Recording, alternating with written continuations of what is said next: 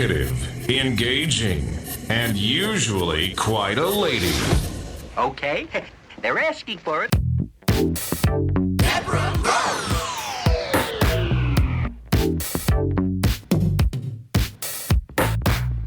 Welcome to the Deborah Rowe podcast. Now, of course, I've been on hiatus for maybe 3 or 4 months, and I can tell you for a fact, that I never intended for it to go on this long, but it did. We're back now.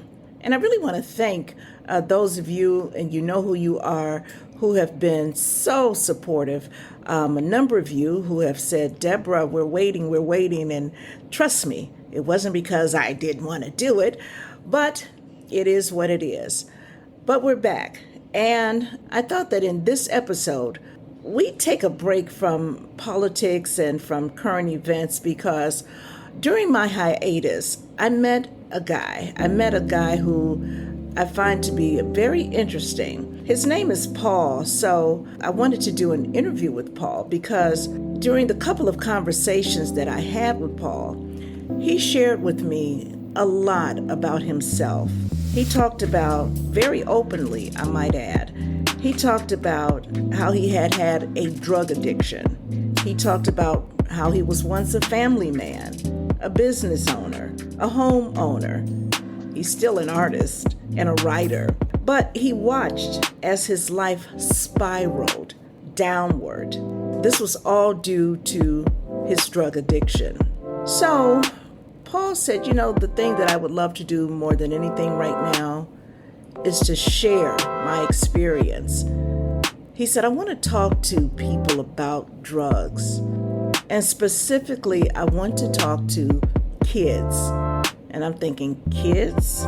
He said, yeah, I want to talk to kids and teens, but young people about drugs. I do want you to know that his message is a lot more than just say no.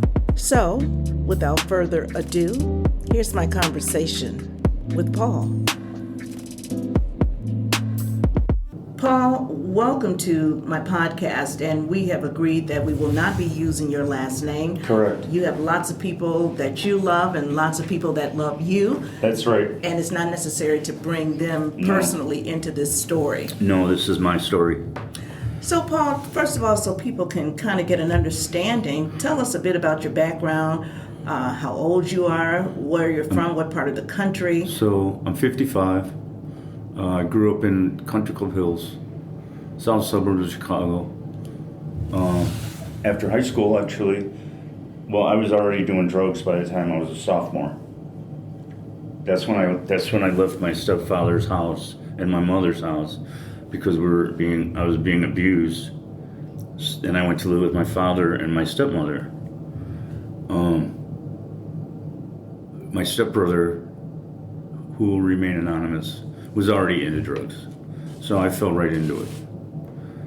And basically, I was very smart as a child. I read probably 1,000 books. Now that sounds crazy, but I was locked up in isolation for very long periods of time. Why? Why? Because that's my stepfather would punish me different ways. Is that the abuse you're referring to? Oh no, there's much more, but I'm not going to get into that. Can we just kind of establish, because we have lots of people, many of whom have suffered abuse, but are we talking emotional, physical, or mental? Okay, so here we go.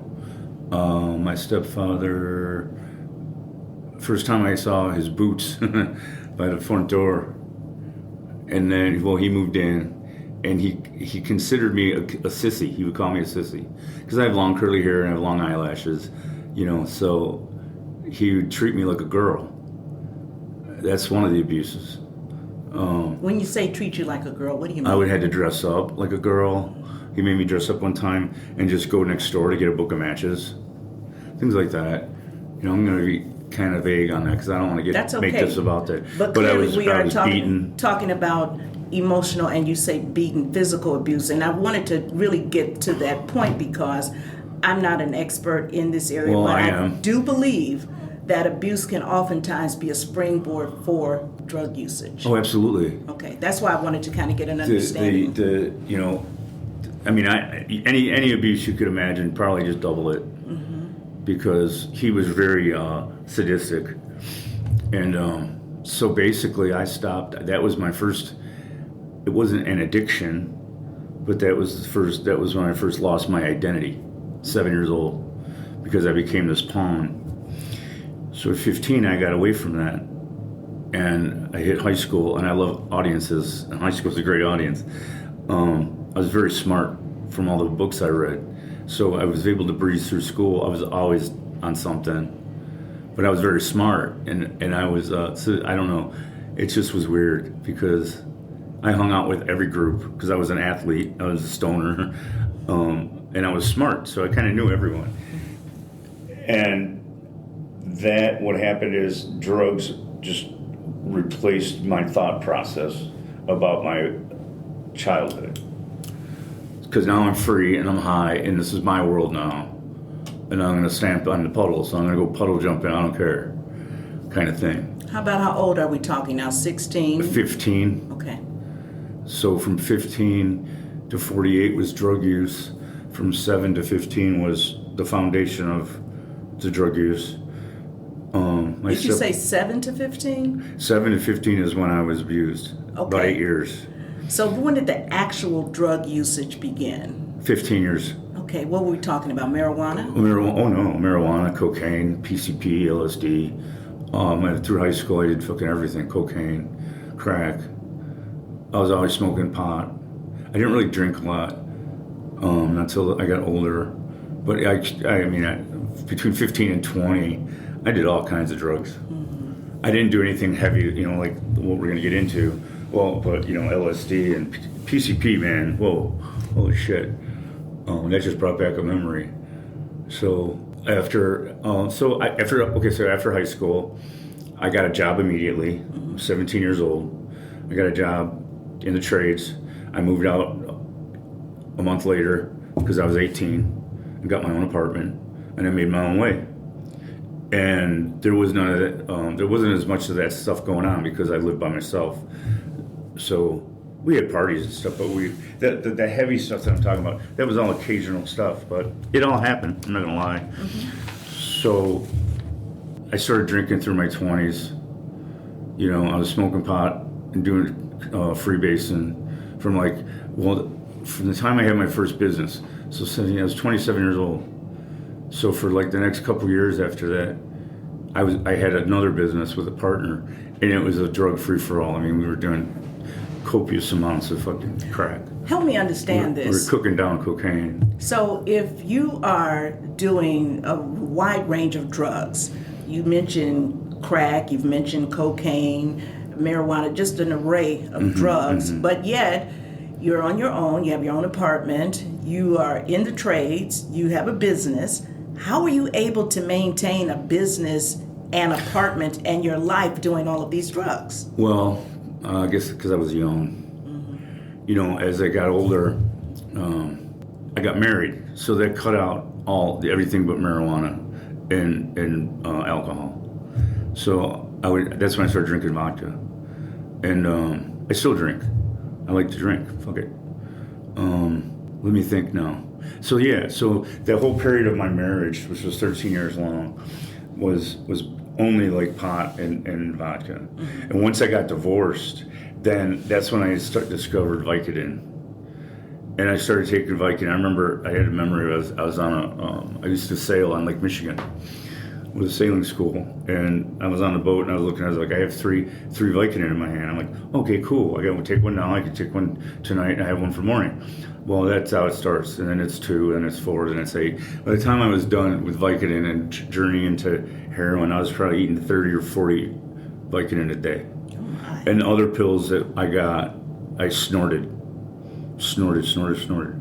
So I was busy, and I was making money, and I was raising a family. I built a house. I mean, I did everything that any normal man would do.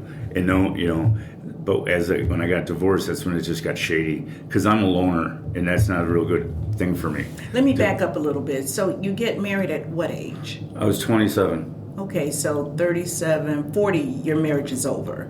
Yes. Okay. 40 years old. approximately. I'm curious to know, and pardon me, I know about drugs. I don't know how to score drugs. So if you're taking these huge amounts of Vicodin, for example. Right. Well, you meet people. Okay. You meet people and they're like, hey, can you get any more of these? And I can get as many as you want. So you didn't have to travel into like tough areas to get it? Or Well, in my teens we did. We went into some pretty shady areas and to go to buy crack in, I think it was Dixmoor or Dalton's, anywhere.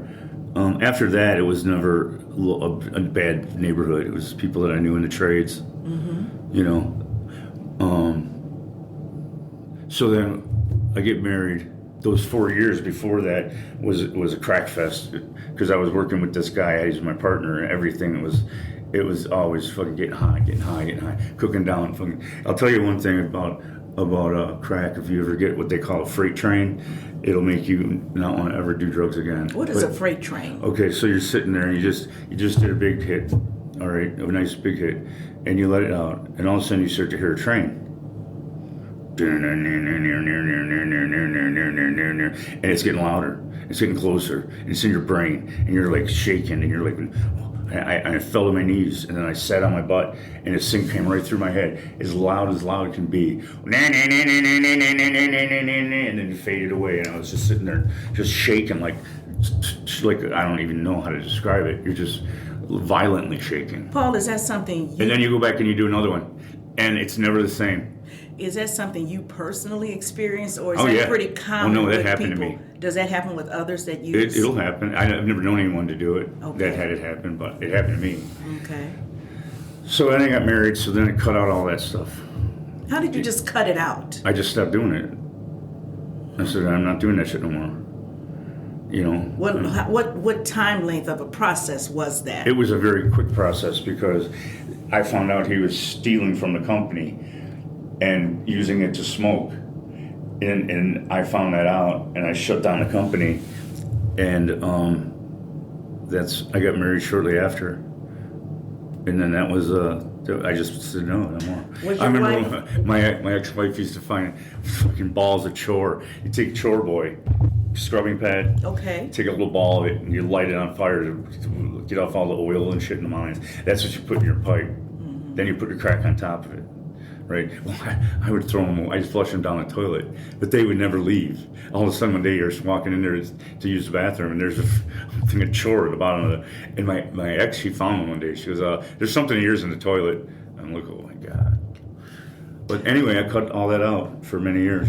I'm going to do this throughout this interview. I'm going to periodically just stop you because there are things that you know about, that you've experienced, that many of us won't know. And this is a small thing here, but why do they put the scrubbing pad in the bowl? They need to, well, because when you take a hit of crack, it melts.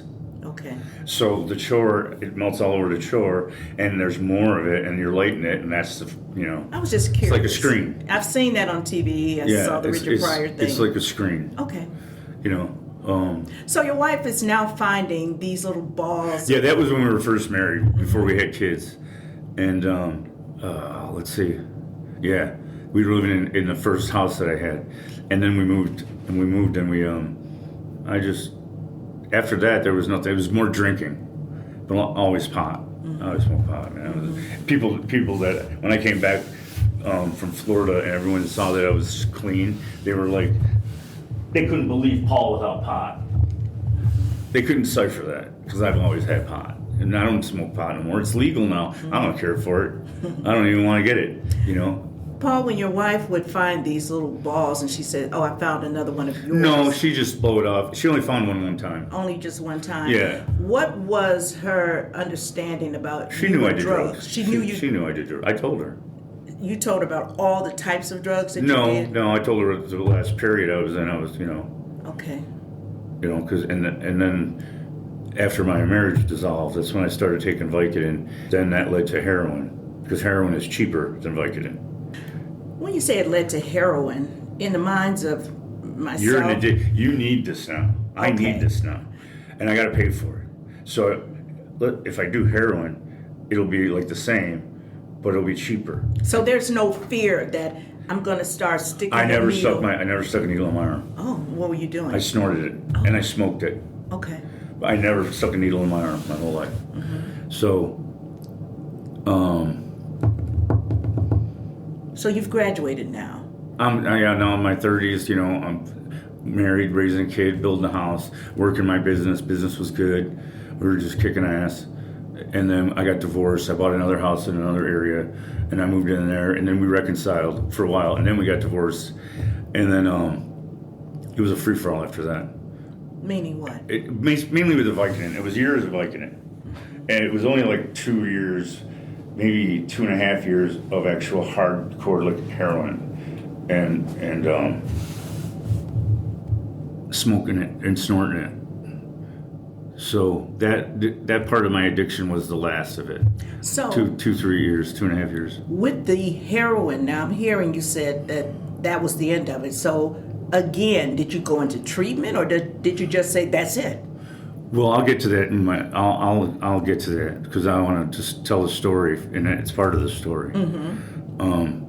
So my drug use. Let's see. So my drug use was, just beer, or not beer. Don't drink beer. Alcohol and pot. And then when I got divorced, I know I'm repeating myself. I just got more and more addicted. And once you get addicted to Vicodin, there's a physical addiction as well. You wake up with stomach ache, your head is racing, you're sweating, then you're getting cold sweats, and because your body now needs this shit. So now you got to take more to get out of bed. I used to have a dish by my bed, just grab a handful and chow down. Now I can go to work for 12 hours a day. Come home, fall dead on my face, and start all over tomorrow. So those years were good, I was always using. It was the heroin that did it, when I got to that point, because in the last months of heroin use, I just kind of blew off everything. I didn't give a shit no more about nothing. I was working, sanding, doing jobs so I could buy heroin. Hey, I'll knock a couple $100 off if you pay me in cash. Okay, here's $1,000. Gone. Was the I don't care attitude, was that an effect of? You're so into this drug now. Okay. You don't care about the rest of your life at all. So in the final months, at one point, I actually did go to a friend. I had finished a job and I had like $400 in my pocket, and I was freaking out because I was just getting sick of this. And I called him and I said, Ray, if I need to come over to your house.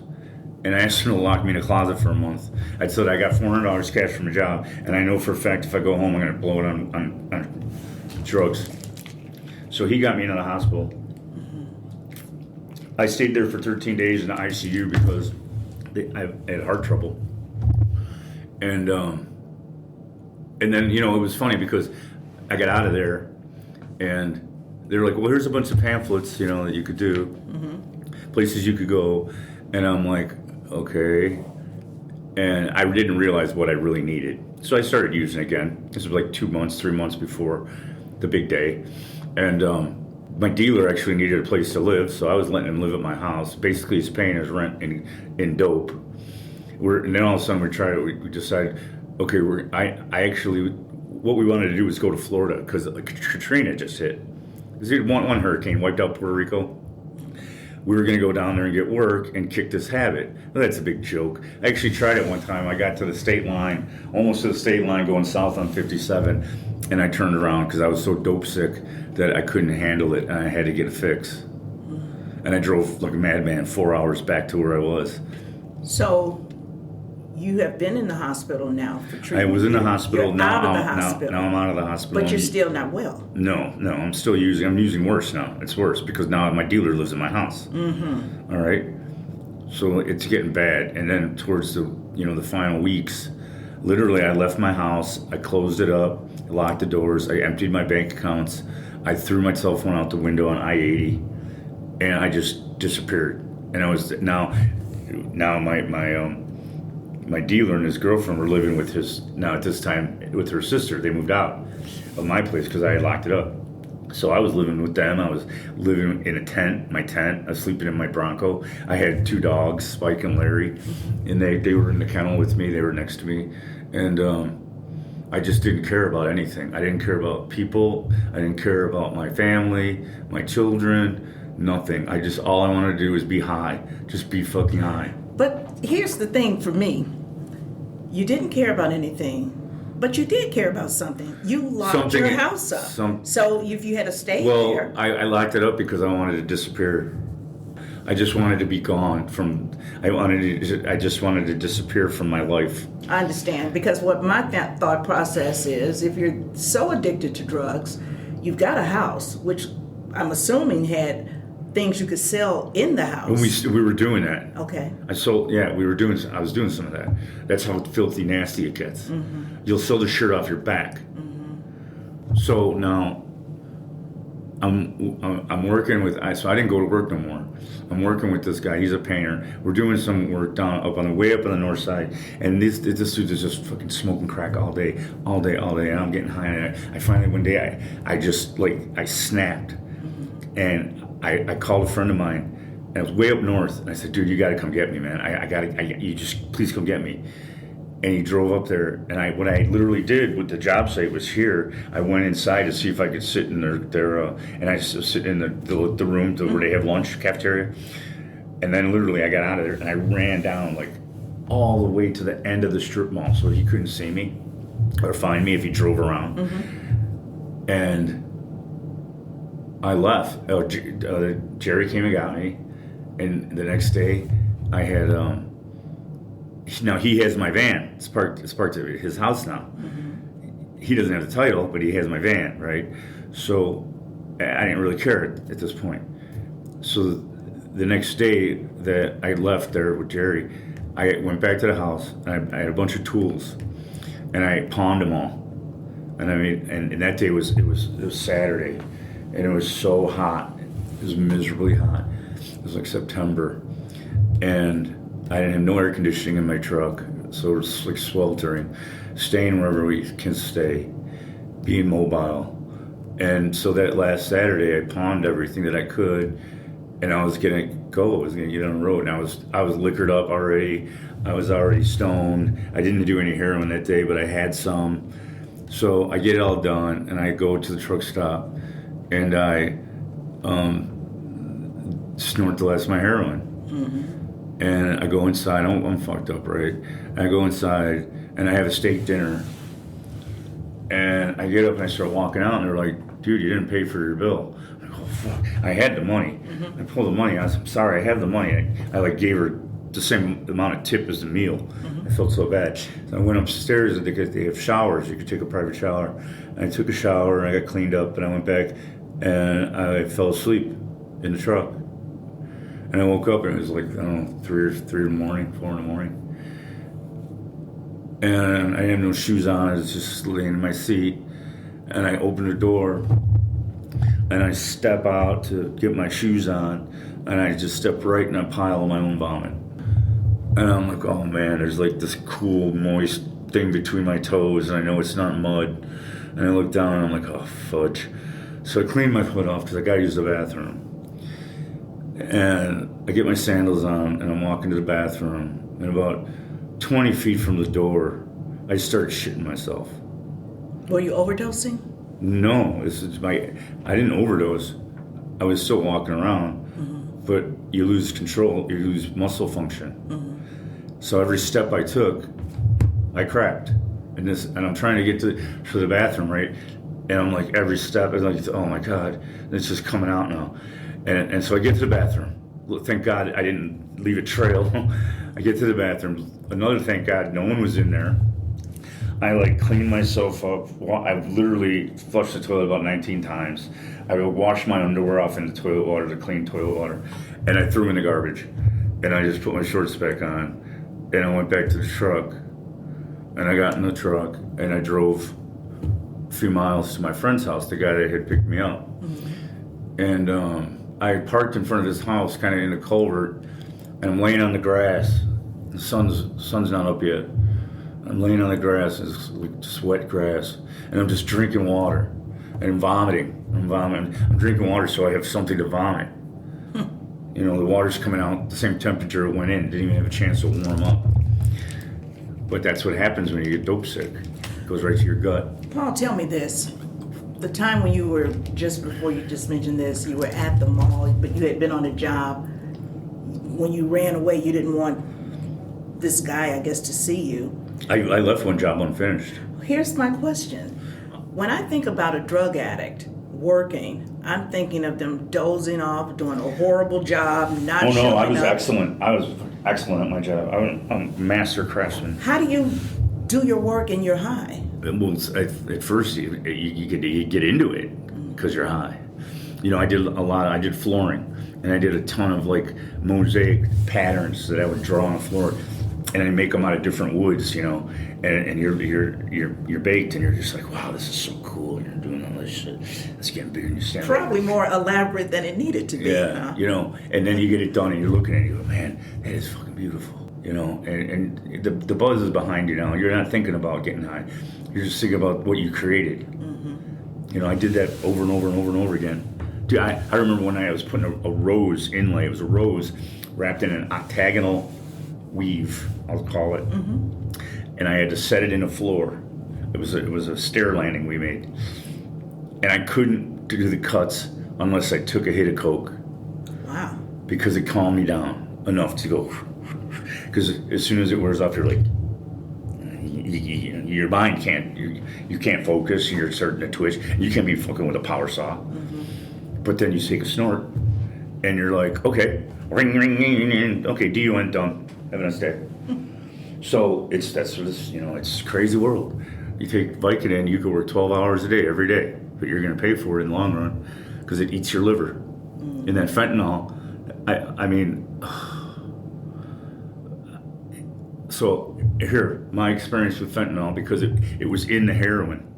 I didn't go say, hey, can I have some fentanyl? They don't use good. it. I'm glad you said that because they don't I use thought it that's like that. what it was. No, they don't use it. It's a cutting product. Okay. So they take the heroin and they mix it with another element to cut it back to make more yield to get more money. Mm-hmm. So they take the heroin and mix in the fentanyl in one big patty cake, and they got more product. They make more money. But you're getting a hit of fentanyl and heroin every time, and you don't know it. Thank you for saying that. Crystal meth, same thing. Just this morning, I was listening to, I believe it was Pam Bondi, and she was talking about Americans dying because they think they're buying this or they think they're buying that. And I said to myself, come on, Pam, they are there to get fentanyl, but I was wrong. No, and here, I can tell you, oh, God. They tell you, and this happened, I knew a guy like this. They say addicts, they'll get clean, right? They'll go to like a 28-day program, mm-hmm. which I did, and I'll get into that. But as soon as they go out, they want to go get a hit. But now their body's fucking clean. And they do that same amount that put them in the place, and they die. Because their body can't take it. You just took a month off, and now you're going to take this big whack. So it's a gradual process to get to a particular level. You just can't just it start. happens before your eyes. It's highly addictive. You just start to crave it. Your mind takes over. People who smoke cigarettes, your mind is psychosomatic. Talk to us about your first experience with this fentanyl cut. I didn't know about it until I was in the hospital the second time. Mm-hmm. I didn't know. So the nurse comes in and tells me, yeah, you're taking heroin. You got heroin in your system. You got fentanyl in your system. You got crystal meth in your system. I go, I didn't do no fentanyl and crystal meth. She said, yeah, you did. You just didn't know it. That's what's happening out here. These kids think. So I have no sense of smell because I burned out my bronchioles. All right, I have breathing problems. I get winded really fast because you smoke that shit, and whatever it comes in contact with, it kills. I saw my own dealer had a hole in his forearm, mm-hmm. the size of a nickel, and he would just stick the needle in there and just pump it in because fentanyl eats. It's corrosive. My skin used to peel off. My fingertips, my skin used to just peel off. I used to chew on it. He's called it finger bacon. Yeah. So now you are using heroin that's cut with other drugs, everything, including fentanyl. Right. Did you crave a stronger dosage, or didn't? No, it's just a steady stream. Mm-hmm. It's just a steady stream. You just want to be able to function. Mm-hmm. So the use of fentanyl, more than anything, is for the dealer's benefit. It's all about that. Okay. It's all about that. Okay. That's why there's so much of it here. China sells it to the black market. Their black market takes it to Mexico, and that's how it gets in the country. And these drug dealers make use of it as a cutting process. Are they selling it cheaper to the user? No, fuck no. Huh. Hell no. How long were you using drugs that you now know are most likely cut with fentanyl? Oh, God. Well, probably the whole time I was snorting that heroin. Which was how long? Oh, 2 years, 2.5 years. So, getting back to my dilemma here. So I'm on the ground and Ralph, and the dogs are under being cool, but the sun starts to come up, and the dog starts to get restless and start yapping. Well, my friend comes out. He's like, dude, are you okay, man? Blah, blah, blah. I mean, were you using last night? I said, no, I lied between my teeth. But I drank so much, I just lied. He goes, you got to get out of here, because this is a dead-end street, and your dogs are barking, and people are starting to, turn the lights on. He's like, if you're going to Florida, you got to go right now. You got to get on that expressway and get the fuck out of here. Okay, yeah, all right. So I get in the car, and I shake my head and pour some water on my head and try to get myself composed, and then I puke again. Drink more water, and I take off, and I go down. I'm coming down Moni Manhattan Road, and I take the turn to go to the truck stop, where the truck stop is, to go to I-57. And as I took that turn, that's when God talked to me. He spoke to me. He said 4 words. He said, "Go to your mother's." So I obeyed him. I had not seen my mother in at least 10 years. Was your stepfather still there? Oh, no. He's been dead for many years. Okay. So she lives with my older sister. So I listened to him. He said, "Go to your mother's." And I didn't even hesitate. I went right to the expressway, and I took a right and went north. And I got to my mother's house about 7 o'clock on a Sunday morning. And I was ragged, and I'm sure I smelled like crap and vomit. And I was just out of sorts. And I just knocked on that door. And my sister opened the door with those 2 big dogs they have. And I just collapsed. I just gave up. I stepped over that threshold into their house, and I just broke down. Completely broke down. You made it. And told them what was going on. Mm-hmm. What was your mom's response? What was her reaction? She was cool. She's like, "We thought you were dead." She's like, "I got a candle over there I keep lit for you." Now you're the prodigal son. You've got back home now. So we sorted out some business. I got my van back that day, which I sold, which gave me a little nest egg. And I got into a 28-day program about a week later. I was in the hospital for 4 days. Now, I didn't take any Suboxone ever. What is that? I think that's a joke. What is Suboxone? It's supposed to be like a placebo for heroin, so that you take it and you kind of feel that feeling, but you're not taking heroin. They used to call that something else. They use it to wean you off. Methadone, is that the same thing? Same kind of situation. Okay. Later that day, by the end of that day, I was in the hospital. I spent 4 days in the hospital. My mom freaked out because I had a journal that I had started writing in the few months before. I'm a madman when it comes to writing. I love writing. I started to tell the truth about what was going on and what I was doing. And they read that while I was in the hospital. And they blew their stack when they were going to discharge me, because they're like, this guy he can't be out of there, So eventually I got into a 28-day program, and I was clean. I was sober. I'm 48 years old. I haven't felt normal since I was 7. That's 4 decades. Yeah. It's the Greek for deca, meaning long ass time, times 4. So I was like a fountain. I was drawing, I was writing, I was getting into I was having a lot of trouble with the people, because I consider myself well educated and well versed, and they couldn't handle my vocabulary, which was that's followed me around my whole life. I read the dictionary when I was a kid, when I was locked up. So I didn't read the whole thing, but I went through the whole thing. So I could speak well, and I like to speak well, and I like to use vocabulary, and they couldn't handle it because 99% of those people had been sent there by the court. I was the only one that walked in. Oh, that's a big difference. Yeah, because it means you're willing. Yeah. It means you've surrendered. You've surrendered. Now what do I do? You get honest. Very, very, very, very blatantly, embarrassingly honest. My brother used to be a social worker. Before that, he was a drug counselor. And he told me one time that he's seen people walk in with a $5,000 suit jacket, mismatched shoes, broken down. He's seen a mother who was selling her daughter to get drugs. He said, but nothing happens until they are really and you have to, willing. You They're have to, ready. You have to find God because you need faith. You got to have faith in yourself first. And by using your relationship with God, you can build that through faith. You can build your strength and your willpower. And you can get confident because you know something out there's behind you, holding you on. So, okay, let's take that step. I'd like to swim with sharks. I'm always that way. I've been the first kid to do.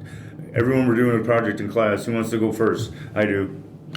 Paul, I don't want to turn the interview into something just salacious, but I do know that myself and I know that my listeners, people want to know. Here's what I know about you. I know that you are, I called you the last time we were together at Brian's. You're like a Renaissance man. You write, you're a fabulous writer. Thank you. You're an amazing writer. I want to say that. But you do all kinds of things. You work with wood. I'm an avid woodworker. The metal thing you do. I sculpt stone. You sculpt.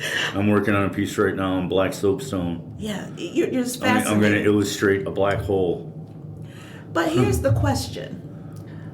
Knowing that you are so well-rounded, you're well-versed in a lot of things, your second book that you've been working on, when we were talking about it, I said, this is like Greek mythology. I mean, I'm just fascinated. But here's the question.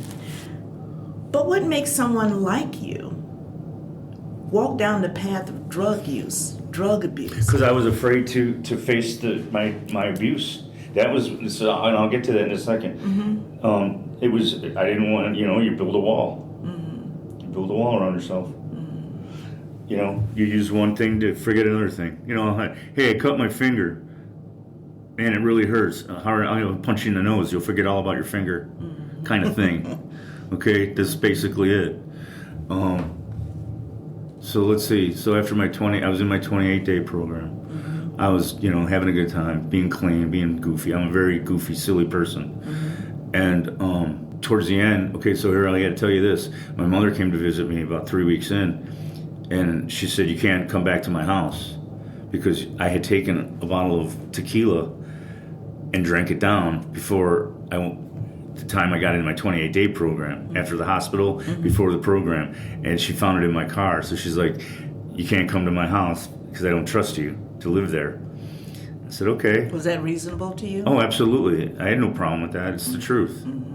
So I had to go another route. And I found, through this one guy, I found a place up in Harvard, Illinois.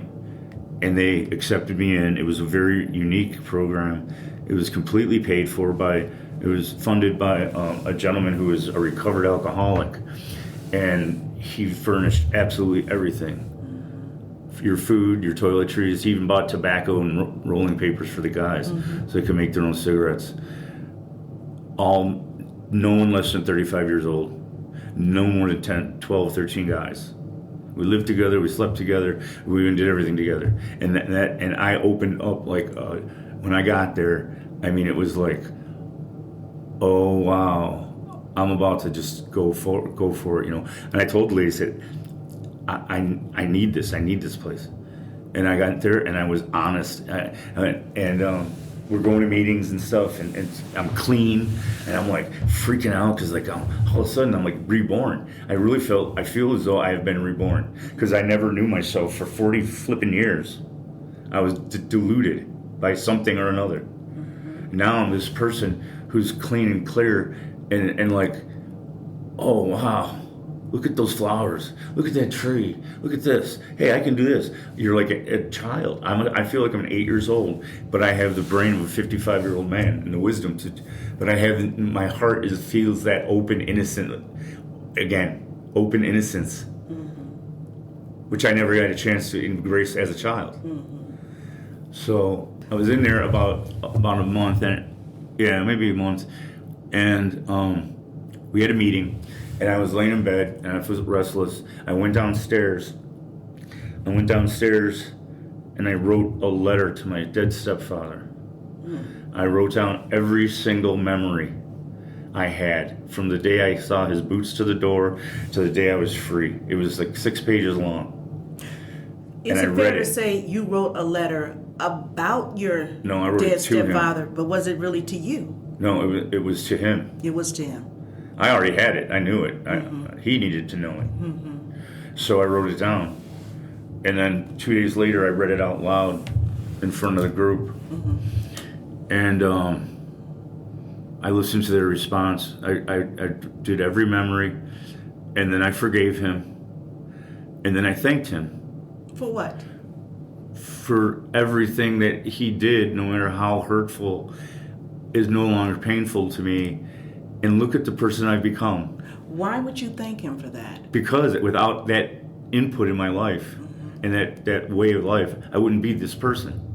You can't skip shit, you know? You gotta go through it. That's life. You know what I'm saying? So I wrote him this letter, and then it took me about 15 minutes to read. And in that 15 minutes, 40 years of addiction went away. And I never thought about, I can think about it now in retrospect, but I never, it doesn't bother me anymore. It's out of my body now. So this letter, though, you wrote down, you let him know what he did, how he made you feel. You thanked him for the experiences that made you who you are today, but are you going to tell me that you did not curse him? Nope. That you did not? No. In fact, they brought that up. Did they? The house manager brought that up. He goes, dude, you read that letter. I didn't hear one fuck you or, you know, you're an a-hole, nothing. Because I don't feel that way. It wasn't about that. I didn't want to curse them out. Anyone can curse someone out. But you can't sit down and open your heart and your brain and your memory and write it out loud and then read it out loud. Did you feel any sympathy for him? Because it takes a broken person I don't feel to sympathy. do that. I understand. No, I don't. I don't feel anything except compassion because he was a child. He was a little kid in a grown man's body, and he was a sadistic person. You know, he thought of himself as like someone who wanted to make me the first perfect human being. You know, and I thanked him for that because no, I'm not perfect, but I'm perfect in my imperfections. You know, he couldn't get better. I could, and he built that foundation somehow. Paul, your approach to dealing with that, and it is trauma, with that past abuse, which was to write it down, which was to read it aloud, which was to really examine how it made you feel, what it made you become. Is that a process that you would recommend for others, or is Absolutely. it individual? Do you really? Absolutely. You can't find release unless you speak the words out loud. You can write all day long, but all you're doing is looking at something as your thoughts. But when you talk about it and you say, hey, this is me, another person's going to hear that. That's the real healer. Communication. What about, go ahead. I'm sorry. What about people, though, who what you went through was terrible? It was horrible. But what about people who have been so brutalized, so dehumanized, so abused? Can they do the same thing? If they have the willpower, they have to face themselves and not be afraid to go. They'll let their inside come out. Sure, they can do it, but they have to want to do it. See, I have this mantra. We had to make a mantra when we were in recovery, and mine is 5 words. Here it is: surrender, honesty, willingness, acceptance, surrender. Because you got to keep doing it every day, over and over again. You wrote that. That's my mantra. It's written right here. Piece of paper And Here. I put that in my purse, and I Yeah, kept that's that. fine. I like that. Here's another one. Wait. Okay, this one's published. It's very short. It's a poet's epitaph. It seems at times that rhymes rule lines, and lines rule lives. And who survives? Enthralled, appalled, compelled to scrawl lines whose rhymes at times change minds. I love that poem. It's going to be on my headstone. I want to go back to something. I want to go back to the drug issue again. Yeah, let's talk about because- that because that's the main issue. Yeah, I really want to talk about that. But let me start off by asking this question. It's for parents. And there are lots of kids who are they're in not necessarily high school. Some of them are in junior high. Oh yeah, this starts in grade school now. So how do parents recognize this? Pardon? How do parents recognize? Okay, so, Yes. well, you can look for physical signs, people he hangs out with. You can look for change in mood and attitude. Is he suddenly really angry and snapping at people? Does he want to lock his bedroom door? You know what I'm saying? That kind of stuff. What about a spouse? Because your wife, she had a husband who was using Right, drugs. right, What right. about a spouse? How can they recognize it? Because I would imagine many spouses keep it The secret. thing is, I think everyone does recognize it. I don't still think they have the willpower to come out and say, hey, I know you're doing something. Or that kid needs to come out to his parents and say, hey, I'm having trouble, and I did this because I feel like I'm having trouble. Whatever, just you got to say it, communicate. But the biggest thing is honesty. The only way a child's going to learn to be honest is if his parents are honest. They have to be honest with each other, which I wasn't honest with my ex-wife. I am now. I'm very honest. I've never lied. Since I crossed that threshold at my mother's house, I stopped telling lies. And though you all are divorced, you all are best friends now, right? We are very good friends. Yeah. So the parent has to take the lead. They have to come up to their kid and tell them about something that they did that they might be ashamed of, that when they were a teenager. They need to show that they're being honest to their child, because a child doesn't know what honesty is unless someone shows them. Well, you know what? Now that's an issue because old school parents, Yeah, and I consider myself one. but a lot of old school parents don't believe that. They are required, they're obligated, that they need to share personal things or their thoughts on a lot of things with their children. Then they're being rude to their child. Because a child needs a mentor. And if you're going to start them out with a distance or not talking about things, it's going to grow into their personality. But then on the other end of the spectrum, we have parents who see themselves really as their kids' best friends. That's even the worst thing. That's the worst absolute thing, because like I told my own children, I am not your friend. I'm your father. Yeah. Go make your own friends. I'm your Yeah. father. I'm here to raise you. And I did that well with my children because I told them I was an addict. I told them I was bisexual. They know this. They've known it for years.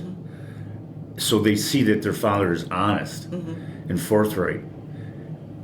So now they can come to me and they can be honest and forthright because they know that I'm not going to F them around. Yeah. And I've showed them that if you have some courage, you could say these things. That's how I raised my kids. My kids are well raised children because of my ex-wife and because of me. But not that all happened after the addiction, basically. After I got clean.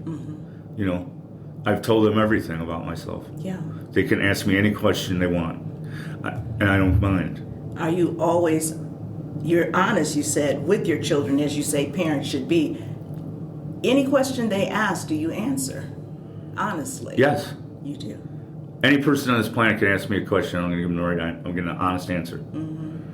Because if you don't, then it starts culminating. What about parents who are dealing with children who are using First thing they need to do is go in their kid's room and tear it apart. See what that kid might have. It might be the kid's room, but it's your house. I mean, some parents are afraid to even look That's at their because kids' phones. That's right. That's because they're afraid they have their own issues. So they're into their own escapism. children today grow up with that rectangle. It's all they know. Yeah. I mean, eventually people, when they stand up, their head's going to be looking down because our bodies are going to make it look like that because they're looking at that damn phone. So I'm trying to get to warning signs. I'm trying to get to how parents can combat this. What can they First of all, do? they have to be honest with their kids. And they have to find out what is honestly going on. And then they have to take action and be an adult about it. If they don't, their kid's not going to respect them. And if the kid doesn't respect them, then it's just going to grow into something worse. Speaking of which, this life of being drug addicted, you were different. You had a usable, marketable, profitable skill. So you could still sustain yourself, as I learned. That's the reason I had to shut it down, because I could go to work and make enough money to get high as I wanted and do it again the next day. But down the path for others who don't have these skills, this drug usage is leading to a pretty ugly, dark life. It is. It is, and it starts younger and younger because they think it's a thrill. Yeah. They think it's a big joke. You know, every kid likes to experiment with stuff, but this is the kind of experiment that you take that first hit and you're done. Paul, you said that anyone can ask you anything and you will answer honestly. Yeah. Bisexuality. Do you think that stemmed from that 7-year-old? Oh yeah, no, that came from abuses. Abuses. Because I don't like to do one particular thing. I'll just leave it at that. Yeah. But yeah, absolutely, because I was abused in that way. And later, see, that's the thing. That's Freud. It's all Freud. The act of having that happen as a child makes you crave it as an adult because it reverses itself in your mind and it becomes something sexual that is now you're in an older body, you know. So. But it doesn't work that way for everybody. No, not for everyone. You know, because they can't come out and say it. Would you say you are an overcomer or a compromiser? Oh no, I'm an adapter. I adapt. Remain fluid because your life changes instantly. I've had to move out of my house so many times when I was a kid because of parents fighting that I learned to travel light. I've lost all my possessions 2 or 3 times in my life, and then rebuilt it all. You know, like where I live now, I have a very small place. I have 5 pieces of furniture. It's sufficient. It's perfect. It's done. I don't need to have all that. I've learned that just being alive and being clean and healthy and having this wonderment of an attitude again is just amazing, and it's all you need. You have a project that you're working on. Your Correct. book. Your Yeah. book. So getting back to the letter, so I wrote that letter. I wrote that, and I was laying in bed, and I'm staring at the ceiling. I remember this, and I was just praying to God. I was praying, tears were running down my face, and I'm like, God, please, I am so grateful for what you're doing for me. Please let me do something and tell people about it. Let me be a tool. 2 weeks later, I wrote Conscience. That's the book that's working on. And then actually at that time, I wrote the little book, The Boy Who Just Didn't Fit. Yeah. You know, and then they sat there for 8 years, seven years. And I started working on them again. I think they had to simmer. You know, Yeah. let them simmer for 7 years because I still had issues that I had to deal with. You know, I moved to Key West and I lived there through the pandemic. And so I finally came back to Illinois, and I had to adapt again to that. So that worked out good. I've learned to live a simple life and be grateful for the things that I have and be generous. The most important thing in life is to be generous. Do you ever wonder in your mind, could I fall into that trap again? No, I don't. I just wouldn't give it a second thought. If someone showed up with a big bunch of regular, like, yeah, have fun. None for me. I'll have my highball and I'll go home. Not an 8-ball. Right. Well, thank goodness for that. Is that because? I have no craving for it. Okay. Well, there I it have is. accepted myself. That was the biggest thing. You have to learn to accept yourself. You're here. You're now. Is that at the root of most addiction, that people don't accept absolutely, themselves? Absolutely. Yeah. People want acknowledgement. And if they don't get it, then they tend to get weirded out, and then they start getting lonely, or they get rowdy, like my case here. So I just get out of 7 years of child abuse. I'm like a fucking madman. I'm having a blast. And that's kind of, I would never want that again. Yeah. Once is enough. Well, 40 years is enough. Let's put it that way. 40 years is enough. Yeah, that's a long walk. So, no craving, and I moved back. I still had things I had to do. I had to reestablish a relationship with my family, which I did. I did that in Key West. When I did one day, I called my ex-wife and I just told her the absolute truth and asked for her forgiveness, and I let it go. What if she had not forgiven you? We probably wouldn't be the friends that we are today. But how would that have impacted your ability to... It would have been it would have been an obstacle, but it wouldn't stop me. Okay. Because we have 3 children together. And they're the most important thing, not us. And they're all doing good. They're good, respectful young adults. So... Talk to us about your latest book. Your new book, the one that you... Conscience? Conscience, you wrote out in cursive. Conscience is a story.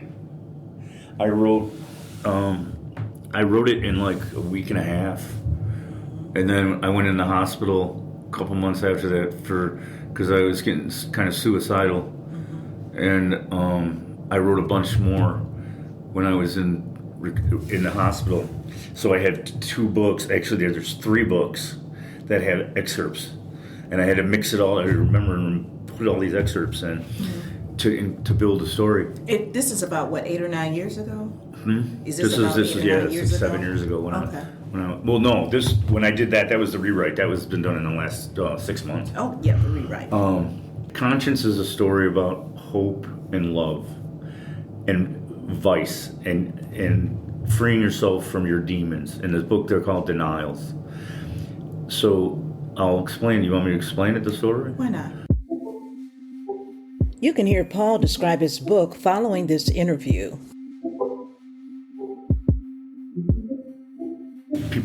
People are afraid to speak because they're afraid to get embarrassed. Yeah. I don't get embarrassed. Everybody gets embarrassed. Yeah, but I'm not too much no more. Because I'm an open book now. I have no qualms with myself, so... And the other thing is, the one thing I learned in recovery is that what people think of you is none of your business. And that's the absolute truth. What other people think of you is none of your business. So let it go. Yeah. There's nothing you can do about it. But people are so needy for acceptance and recognition that they'll practically do anything to get it. The war on drugs and the ongoing efforts to fight drug use, drug dealing, do you see this ever being a winning cause or not? I think it could be a winning cause. The thing is, there needs to be more of this, what we're doing right now. People need to know the ills of this. This is what you're getting yourself into, kids. Because these student athletes, they get hurt and they get a prescription and then they start getting high and all of a sudden, well, my knee hurts still. Oh, I need another prescription. Parents need to lock their drugs in a safe. It was interesting. After Illinois passed its law to legalize marijuana, before that, you didn't see a report on television even approaching the possibility of negative effects of drugs. Everybody was laughing. All the reporters, weed. Right. Yeah, After it passed, I literally saw 2 reports, almost back to back, with doctors on television saying it's not all good, that there are numerous studies, Harvard, Oxford, that show many young people who use the drugs, the marijuana of today, which has a THC. Oh yeah. The levels are it's 20 huge. times higher in some they're cases, growing 10 it, times they're higher. growing it like crazy. It's triggering, schizophrenia in a lot of young people. And I believe that because their brain hasn't developed yet. And there are a lot of studies, but we didn't hear any of that. And people kept saying it's not a gateway drug and it's no problem. Oh no! But there's a song. Can be. There's a song on the radio right now by I think it's Sublime. I don't mind when my mom smokes pot, hits the bottle, goes right to the rock, and that's exactly what happens. Oh yeah. You start getting high, then you go to the bar. And you're like, no, let's go score some dope. And then you go get that fucking 8-ball. And there goes your money and your night. And you're at 4 a.m. when you can finally stop twitching and fall asleep. You realize, I got to get up in 1.5 hours because I got to go to work. Yeah. That becomes your lifestyle. So if we saw you walking down the street, if someone saw you walking down the street, Paul, they would have no idea of your background. Oh, no. None at all. No. That's I think a my testament. background is I think my childhood was an education that I needed to have. And I think the years that I did drugs, however they were bad, I was still a functioning adult. And I think I just God needed me to be a certain age, a certain degree of wisdom to take this on, because now it's like everything, and that's why I talk about it, because for one, I'm not afraid to talk about it. I'm not afraid to say what I said here today. I'll say it 1,000 more times, I bet. But what I can say is that this is the third part of my final journey. It was the 2 books and this interview, because I wanted to say that story out loud. That was a very wicked bad time that I had, and it was like you realize to yourself, you just want to die because you don't know how to. Your brain doesn't understand the concept of walking away. Yeah. Trying to get better. Yeah. So for me, it was those 4 words. I have many personalities, I know I do, but that was not my thought. That was a foreign voice in my head, and I obeyed it. And since then, things have gone a little bit better for me. I used to make almost high 6 figures. Now I make minimum wage. I have to work 2 jobs, and I'm happier. On that point, when we talked last time, I noticed that one thing you are very passionate about is educating young people. Yes. That's something you They need to talk see. about. They need to hear it from an adult. Hey, this is the real shit. I've done it. I can sit here today and talk to you about it because of this process that I did. And if you have the courage to do that, you'll do it. But you got to just take a breath and take that step. It's just one simple push, and you can open up your heart and your soul, and you can find relief. And it takes a group to do that. You can't sit there and go, I'm going to stop snorting heroin today. Minutes goes by. Yeah, fuck that. But if you get into a space like I did when you're in it, you can't leave. We could leave. You can leave anytime you want. The door's unlocked. At both places. But if you walk out that door, don't walk back in again, ever. So it still comes back to you have to be at a place where this is what I want You to have to do. have desire to make Yeah. yourself better. Yeah. You just have to have the honesty to say, hey, dude, you're fucked up. You need to do something about it now because you're 48 years old. God's led me around my whole life. My decisions, that decision, I know is Him. And I think that's another thing that kids don't have, is that faith. They don't have faith. Parents don't take their kids to church. I mean, I don't go to church, but I have mountains of faith because I can talk to God myself. People can do that, and they should do that. I think you have a lot to say. I think what you have to say is very important for not just young people, but I know that's your passion, but to people, to young people, teens, and young adults. All right, so Paul, if let's say we've got a parent from a parents group or teachers listening. Okay, yeah. Go ahead, I'm sorry. If they wanted you to come out and speak to their school. I would be more than happy. This is what I want to do. I want to go to a high school, and I want their parents with them. Leave all your cell phones in the car. Come in here, parents and their students. I want them both to see how does a student react? How does that kid reacting now? The mom and dad are going to see it. Kids are going to look at his parents. Oh, look, my mom's shaking. I wonder why. You know what I'm saying? Yeah. I want everyone in the family to know, because that's the only way education works. Everyone's got to get into it. Yeah. And I'm not afraid to go that route and try to be that vehicle for someone, anyone. I'm gonna cry now. It's literally horrid That's the word. Horrid. To go through that. It's almost worse in retrospect to think I went through that. What the F am I? But you see it, and you have to make that leap. I'm kind of getting off track. That's okay. But that's okay. It's I can think about myself in situations. I woke up one night. I'm laying on the stairs. My head's bleeding. My nose hurts. I passed out. I nodded off.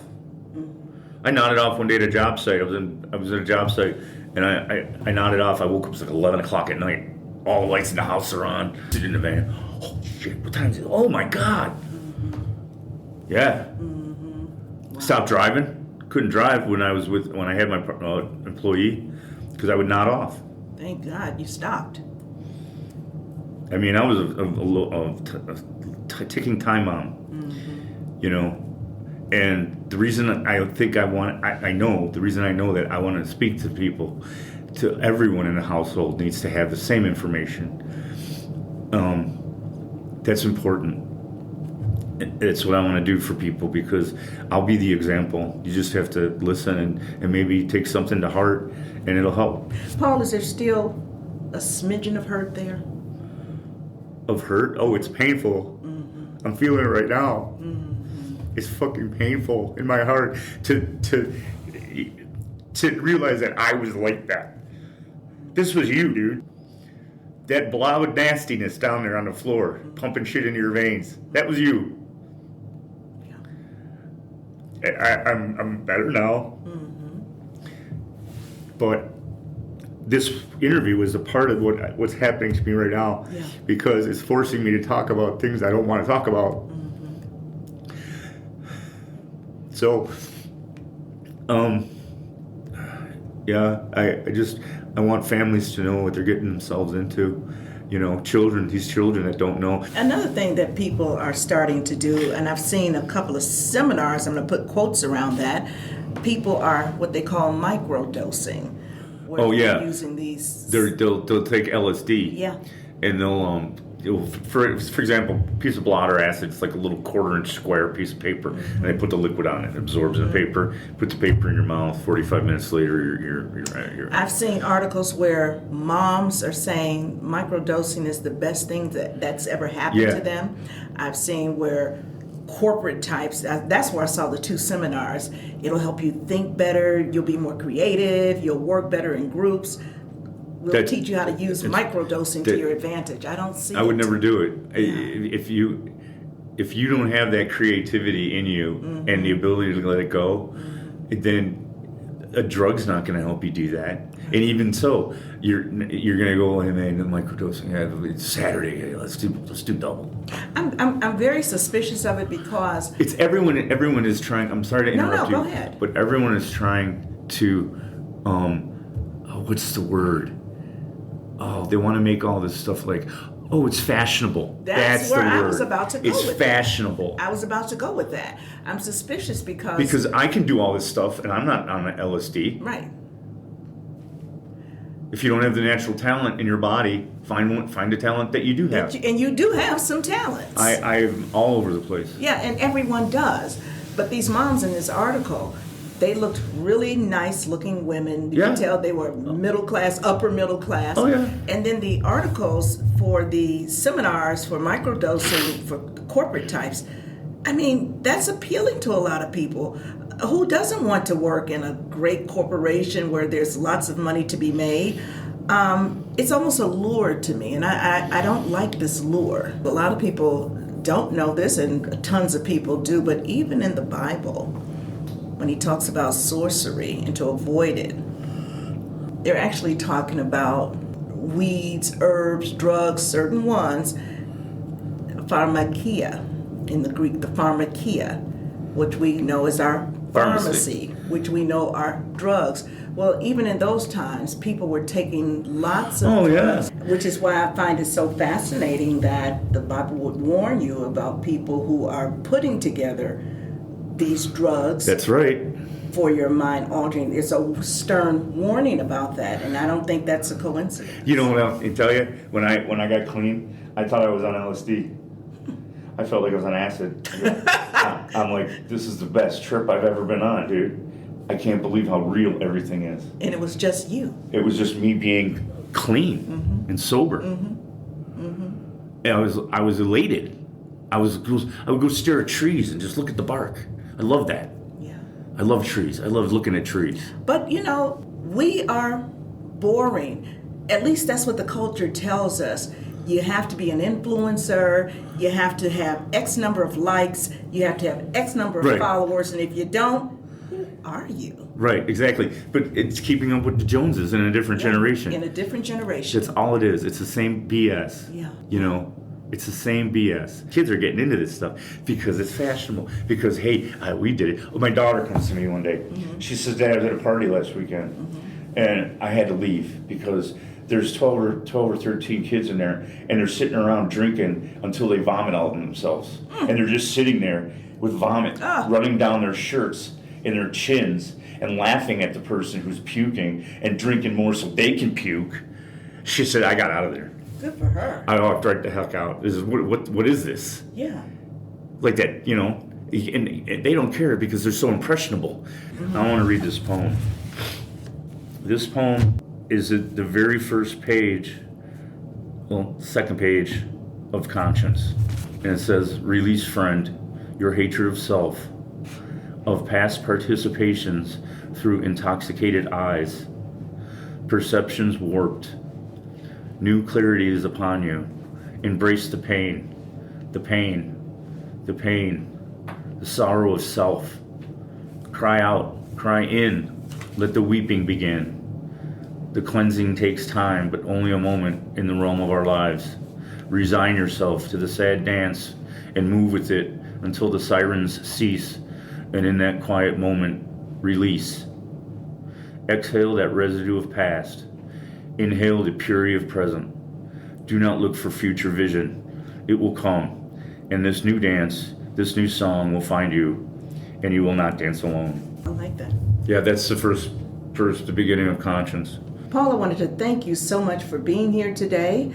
And you're very welcome. It was a pleasure, really. I mean, we've talked a bit about some of this, but never in this, extended, deeper context. I wanted to be candid. You were. Candor is one of my favorite things in life. I love it. And thank you so much for listening.